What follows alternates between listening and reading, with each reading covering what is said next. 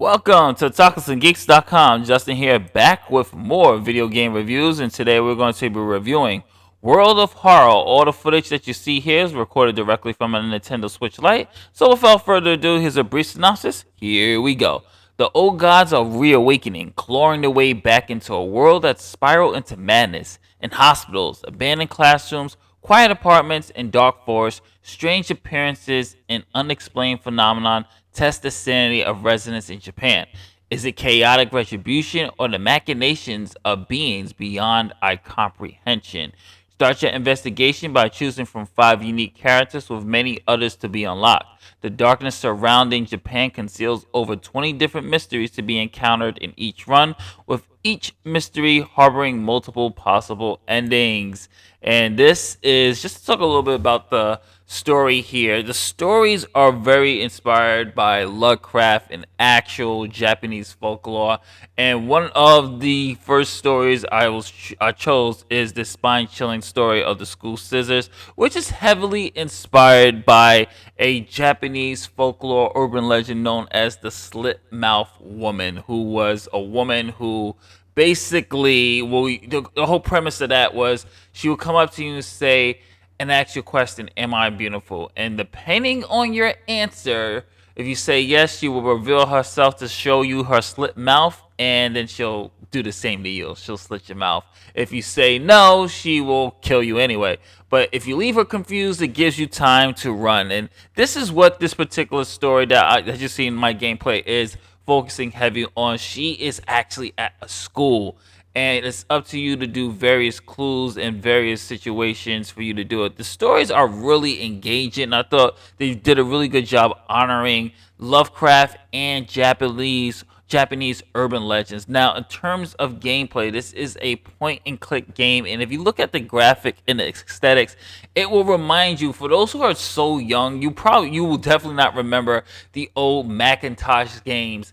And this for me remind me of those days where I used to be in the 4th grade and we had computer time, and I would play games like this where you have this black and white aesthetics and point and click where you have to explore. I forgot what the game was, but it was on the Mac, and it was on the Apple Macintosh too.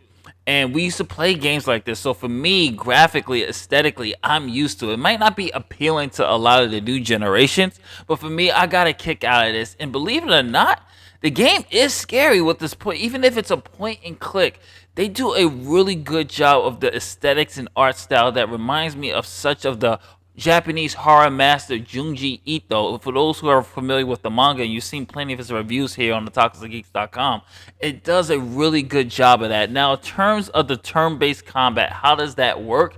It works actually pretty well. I will say though, I had a problem a little bit with the interface here because it gets a little jarring. There's a lot of stuff on the screen here, and it gets to the point where I wish that they kind of did the UI a little bit different. Because over here you have your weapons. Over here it's so small to see what weapons you get to choose, and over here you have this empty black space with messages for the tutorial. But it gets a little bit too cluttered. It doesn't look as good. But even in the gameplay footage that you're seeing here, when it comes to the turn-based combat, I thought the turn-based combat works very well. You have various weapons and various attacks that you have to do. Your player has to look around to see if they can be able to defend themselves. The gameplay is solid, but the gameplay will only last you at least 2 hours to complete the game. Now let's hear some sound.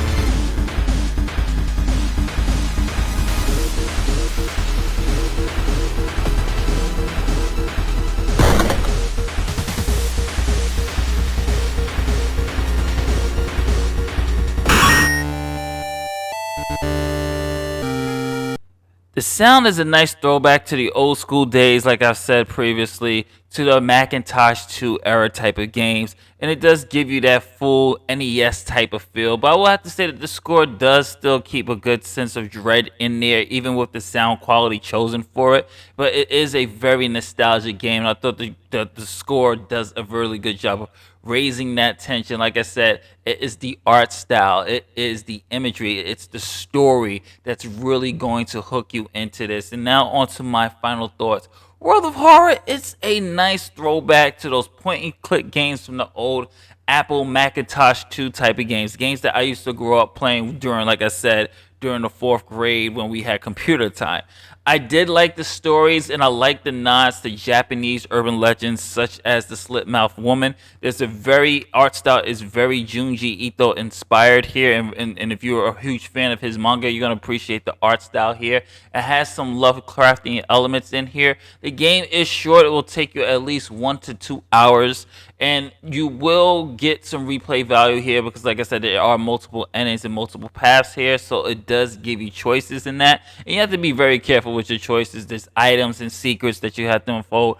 I didn't experience too much issues when it comes to the Switch version of it. There are a couple of bugs here and there, and like I said, the UI, I felt like it could be a little bit too much here. Like if you look on the screen here, it's a lot to take in, so it would have been nice if they just kind of cleaned it up. I did like the fact that you get to choose your color palette. Otherwise than that, it's a pretty solid game. I'm gonna give this a B minus. Definitely will pick this up. Definitely suggest you pick it up just in time for Halloween. And happy Halloween, by the way. And this is Justin from ToxicGeeks.com saying later days. Don't forget to like, share, subscribe, hit that notification bell. And as always, peace, love, and happiness. And thank you for joining us at ToxicGeeks.com.